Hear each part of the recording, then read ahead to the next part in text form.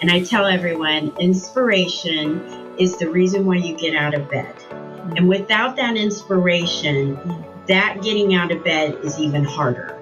So you have to find out what that inspiration is. And whether it's my kids, my spouse, my job, my honoring my loved one, writing a book, whatever it may be.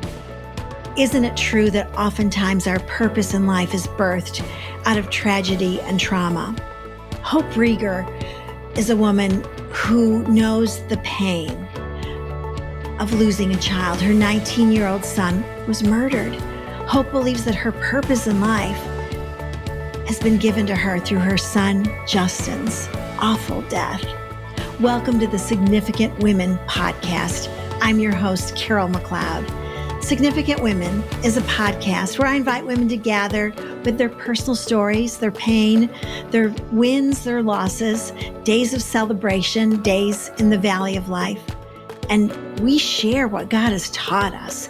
We share the significant work that He has done in each one of our lives. I've learned, as I've watched women over the decades of my life, that when Jesus is involved in the details, every woman's life can be significant indeed. So let me tell you about Hope Reger, my guest today. She lives in Xenia, Ohio with her husband, and she has two sons, Brian, who's 32, and Justin, who will be forever 19.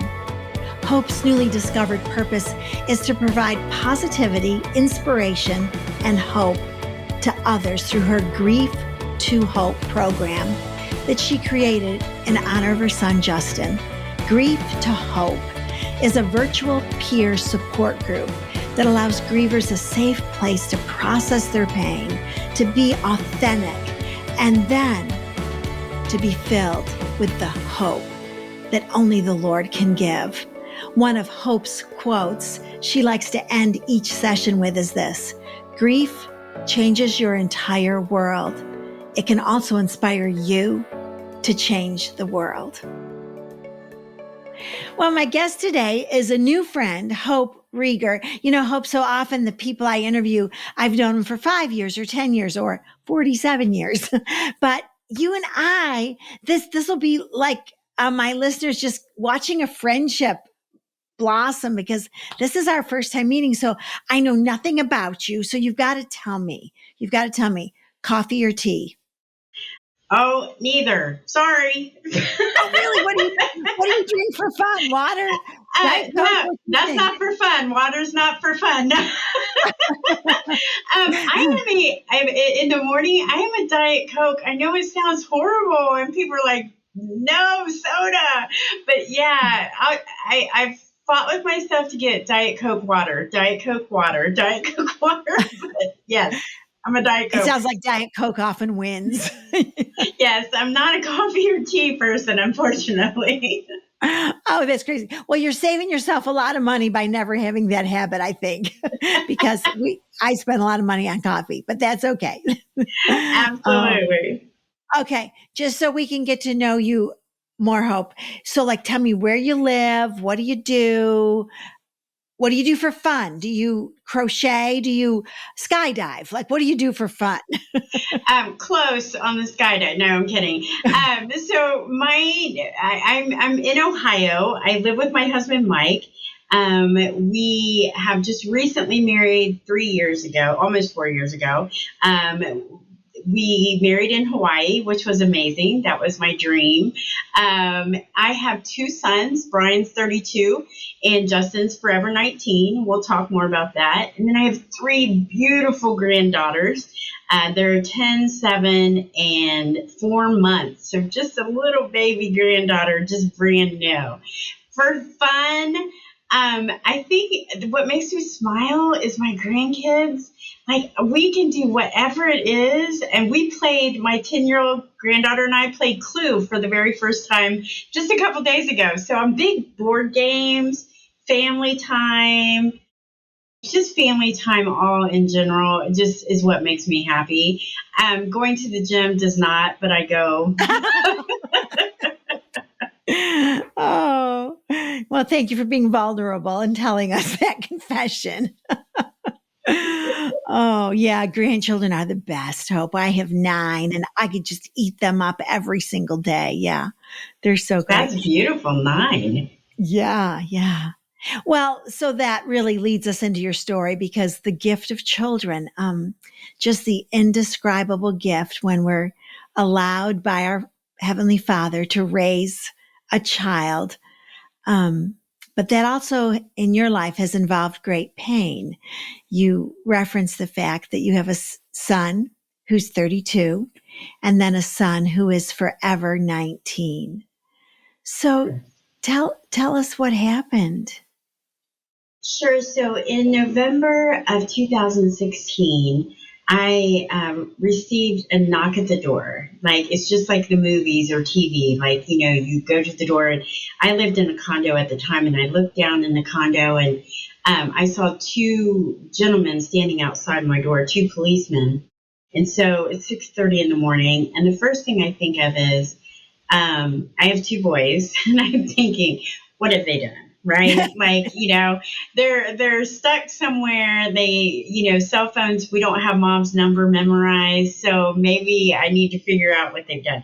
So I walked downstairs and I opened the door, and they politely asked me my name and if I was Justin's mother.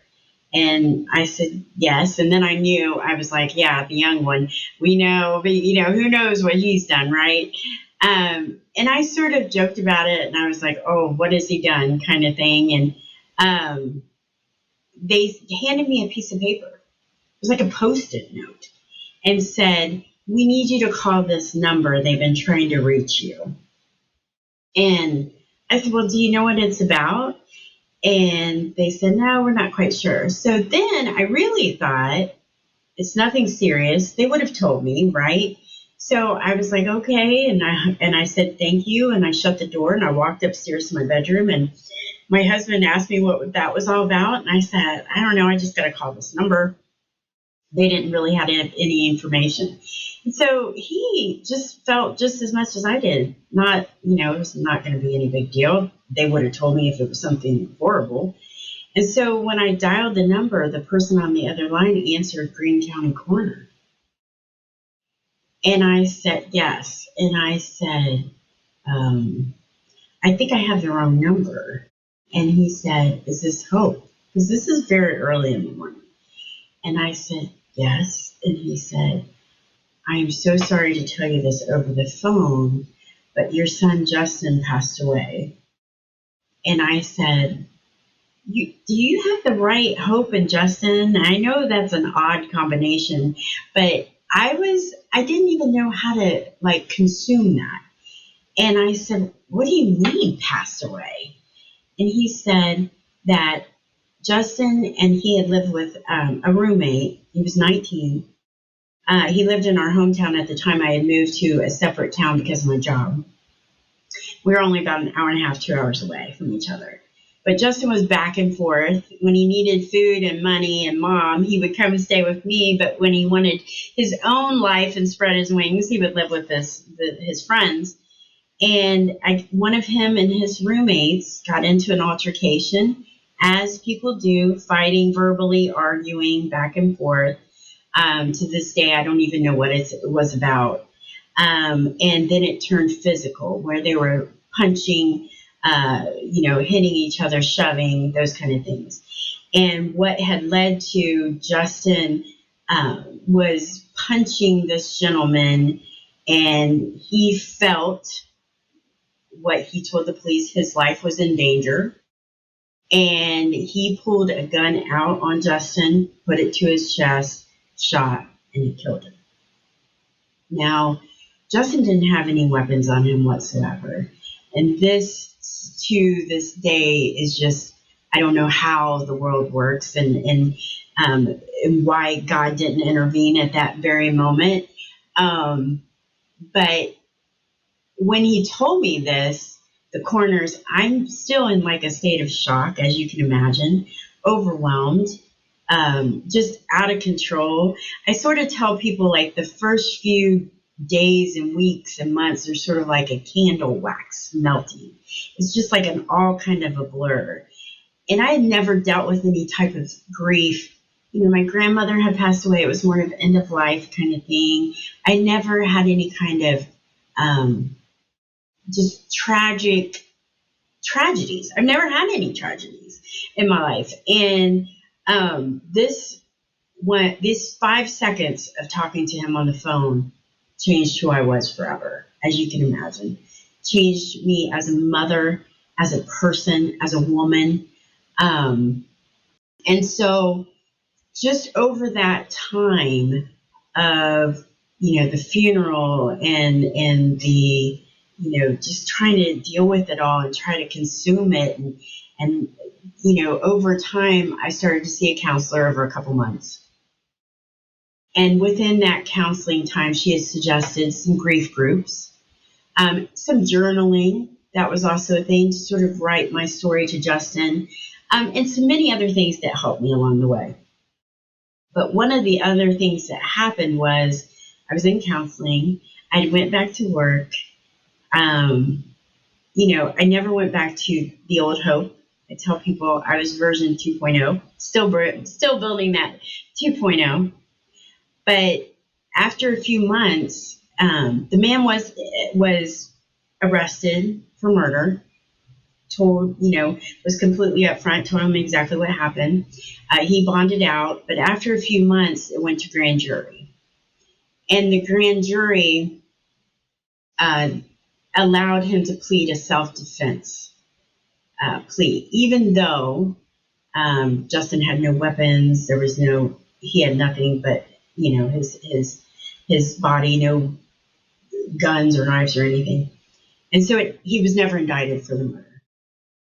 And I remember thinking to myself, I have not only lost my son, but I have lost justice for my son. And I have this gentleman, this man playing God, what I believed, taking his life. And I was mad. I was so angry, Carol.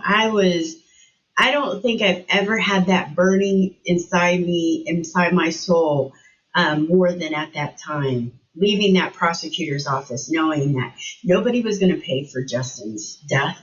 I was mad as anything against God. I was mad that he took Justin.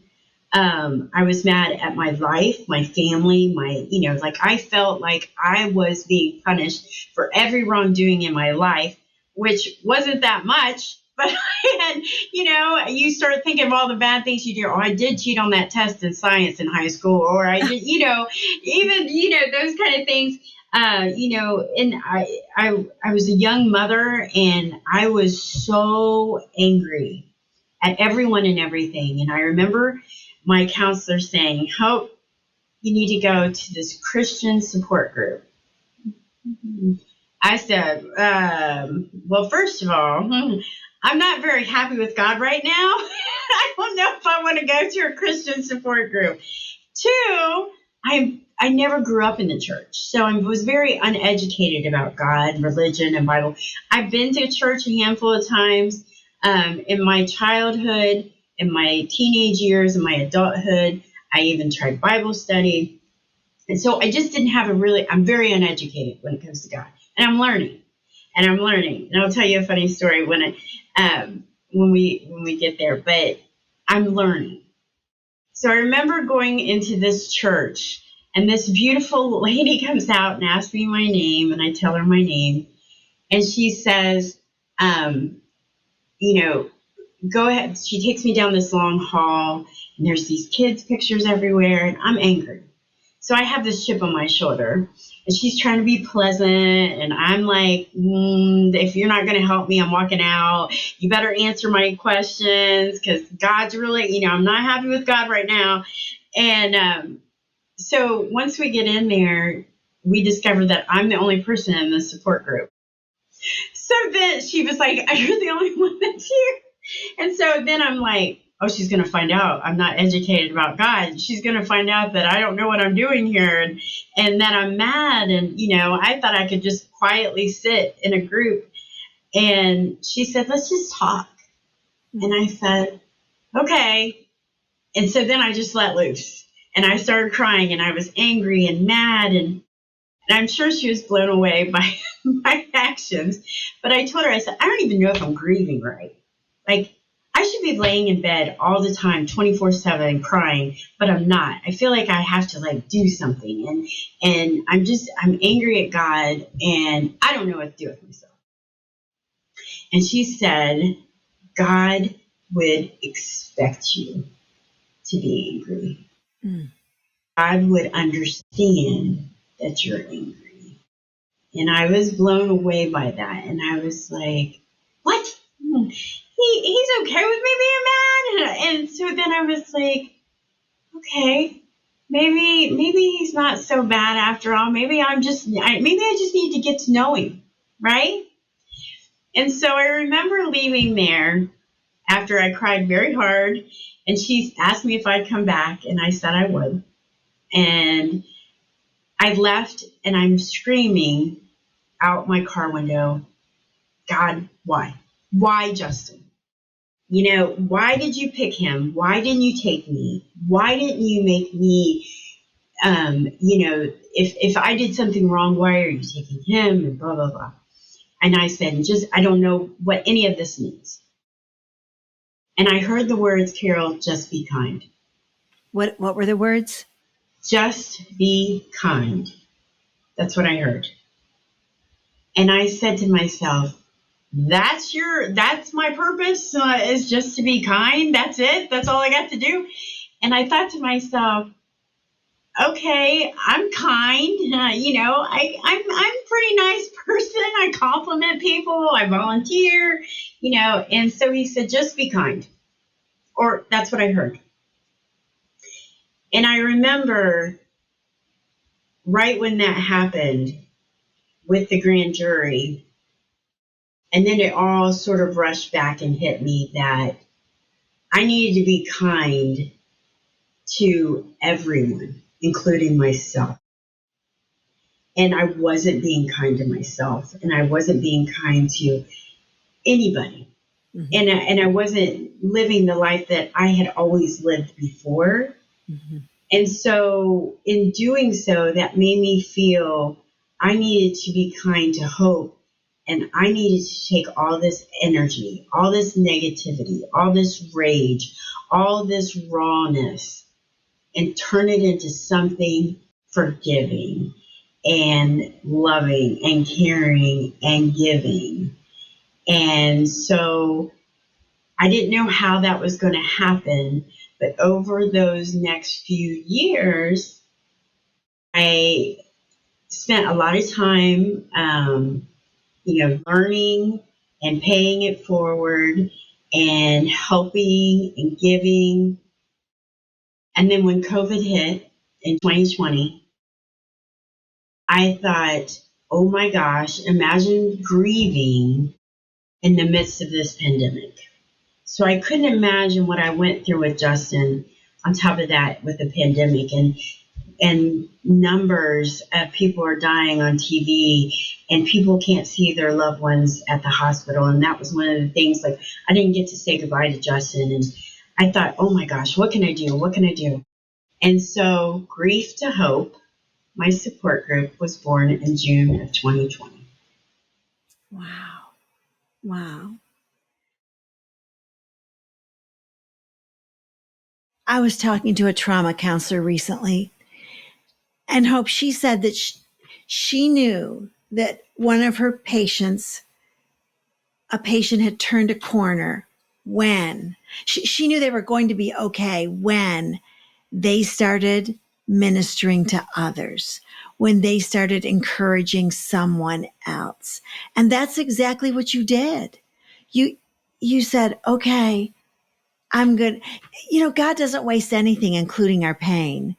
And he Right. uses our pain as a springboard for ministry, which you are exhibit A of that theology, that God can use our pain as a ministry. So let's talk about Grief to Hope for a minute. It's the word grief. It's the number 2, the digit 2, and then hope. Yes.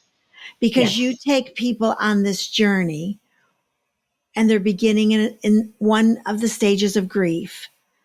But your goal is to help them live in a place of hope, even though they've had this very painful experience. So how do you Right. do that? How do you do that? So it's a beautiful thing. I asked God to give me the words, and they came to me like just rain. And I don't know. And still to this day, I pray every day, and I say, God, please give me the words. And before Grief to Hope sessions, I say, give me the words. But the program was developed as a virtual support group. It's completely free. What I do is I take 7 weeks. I open it up to anyone that's grieving or anybody that's supporting grief. And it's completely free, and we meet for 1 hour.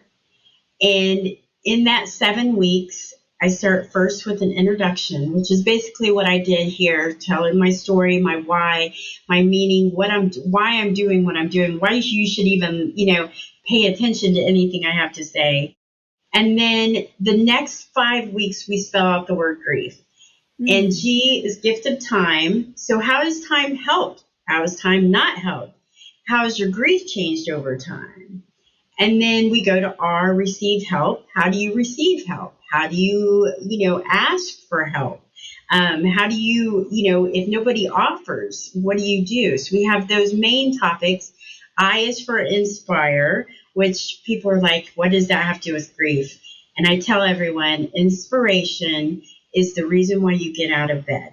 Mm-hmm. And without that inspiration, that getting out of bed is even harder. So you have to find out what that inspiration is, and whether it's my kids, my spouse, my job, my honoring my loved one, writing a book, whatever it may be. And then we do E is for expectations. What do people expect from us? And what do we expect from other people? Because a lot of times I expect you to act a different way towards me because I'm grieving. And when you don't, I have feelings about that. So we have to get through those as well. And what people expect, hurry up, move on, get back to you kind of thing.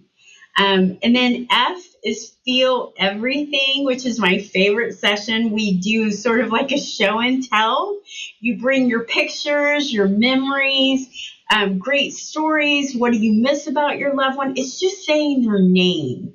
I think is super, super powerful. And then the last session is to hope. What's your next step? What do you want to do? And I want to take all of what they've learned with the introduction and the word grief and their inspiration to get to a point where they want to take a next step.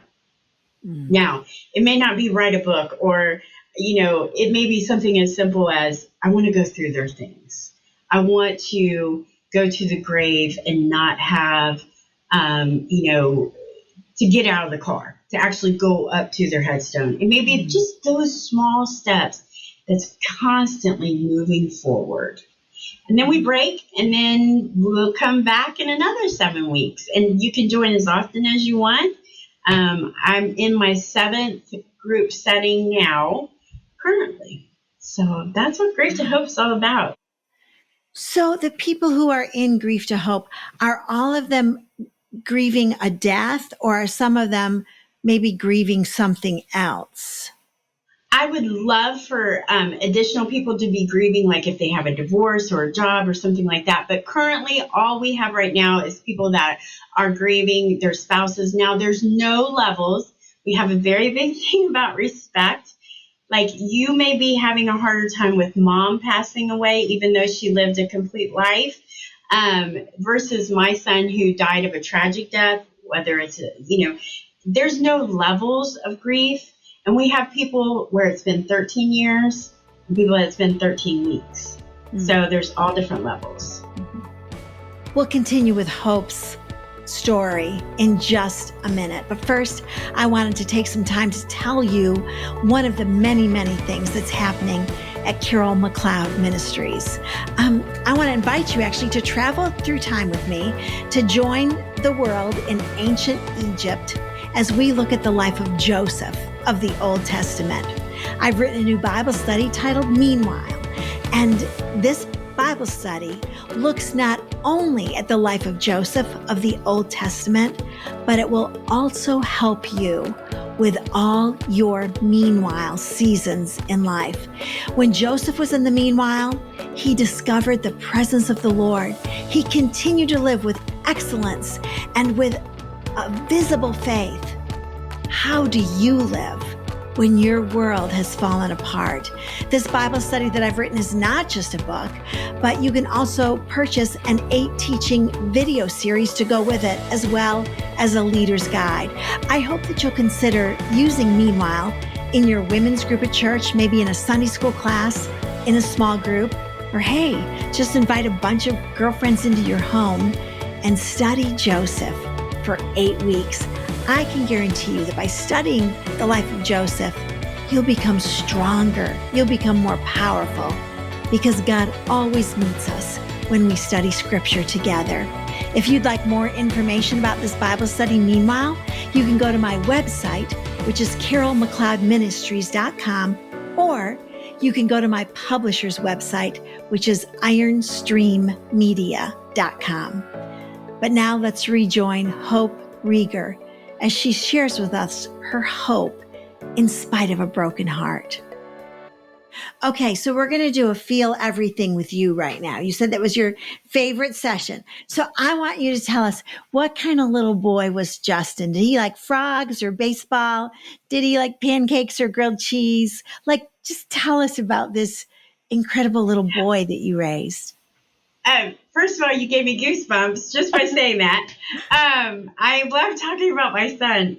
Justin was he feared nothing, absolutely nothing. He was an outdoor kid, he was the littlest, scrawniest kid on the football, but his coach would say he's the hardest hitter.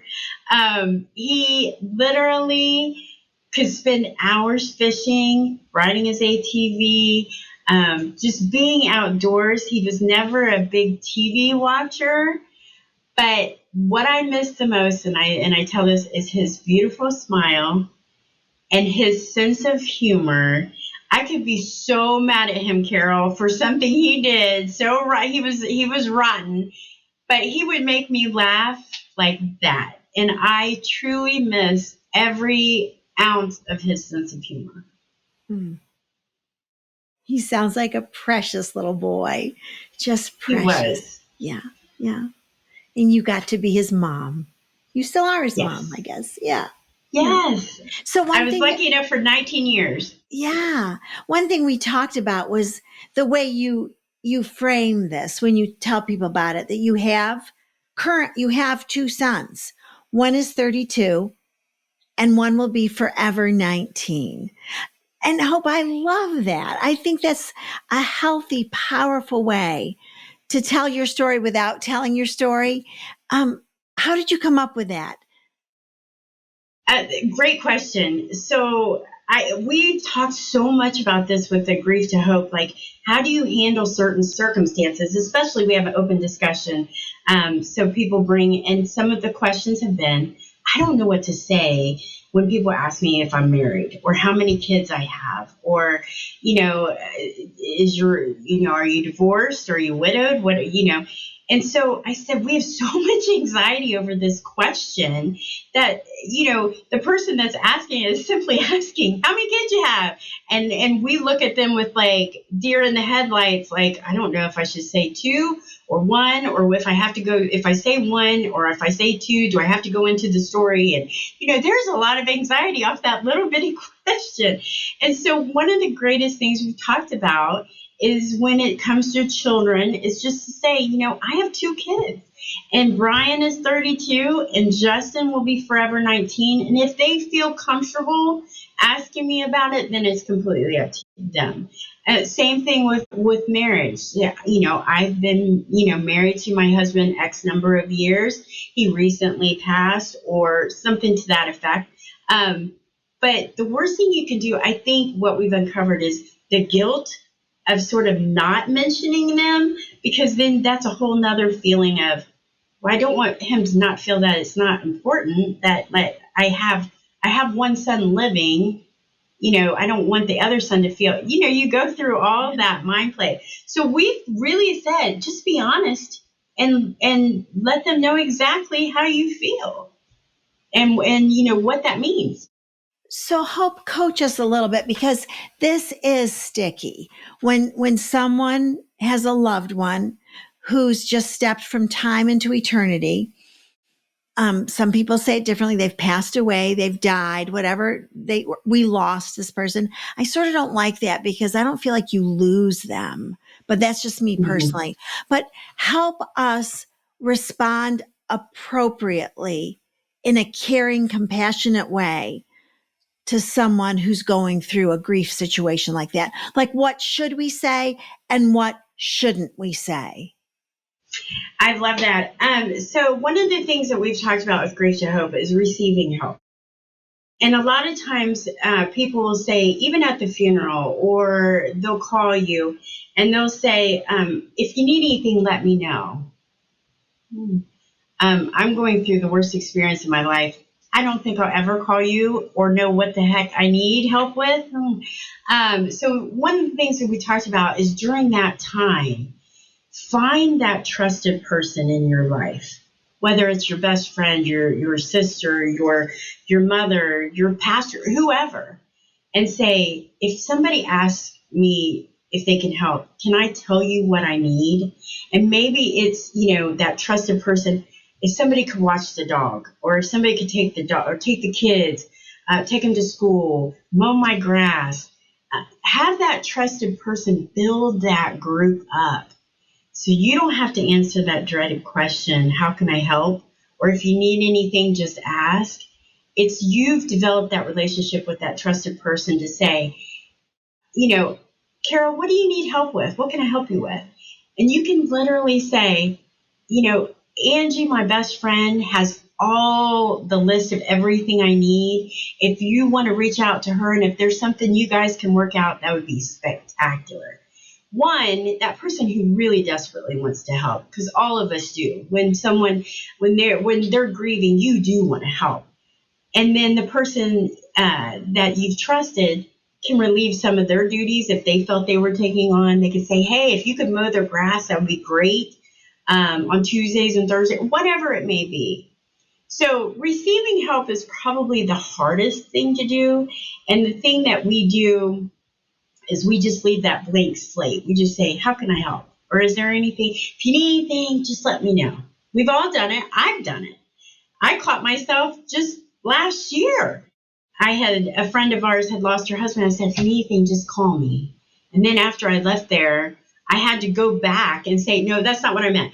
This is what I mean. And when you say to somebody that's grieving, you tell them not they're in a better place or whatever, because right then and there they don't feel that way. Is to listen first, talk second, and do exactly what you just did. Say, I know this is really hard, and I have no idea what you're going through. Because most people don't. Nobody knew what I was going through. Nobody I knew what I was going through, what I was feeling. Mm-hmm. But I'm ready to hear about Justin. I'm ready for you to talk about Justin. I'm ready to be here, and if you just want to sit, we will sit. And if you just want me to hang out, clean your house, do whatever, I'll do that too. But the most important thing is to just say, I don't understand what you're going through, but I'm willing to listen. And that's usually all it takes. And it's just as simple as that. And, of course, there's the meals, and those things are awesome. And I was lucky enough to have tons of family and friends that really just stepped up to the plate, but nobody knew what I was going through. And it got to be a point where nobody wanted you to talk about it. That's another thing I learned, and that was with the group, is that nobody wants me to talk about how horrible I feel, how horrible it is, or Justin in general, because that made them upset. And so being around a group of people that just provides that understanding is Mm-hmm. huge. Huge. Thank you so much. Thank you for sharing that. That's so good. I'm never going to say it again. If you need anything, let me know. I'm going to say, what do you need? Right. Or tell me what you need, and I'll tell everybody else what you need. Exactly. Or come up with a plan. Yeah. That's the thing. Like, you know what? Everybody's going to be asking you, Carol, what you need. So let's come up with something together you don't have to deal with that. Yeah. And it's so as good. easy as that. So practical. Thank you, Hope. Yeah. Well, obviously you are the woman you are today for many, many different reasons. But one thing we do on this Significant Women podcast, Hope, is we talk about the women who've been important to us over the years, the women who've impacted our lives. Maybe it's a heroine. Maybe you've never met her. Maybe she was your second grade teacher. But tell us, what other women have deeply impacted the life of Hope Reger? So, wow.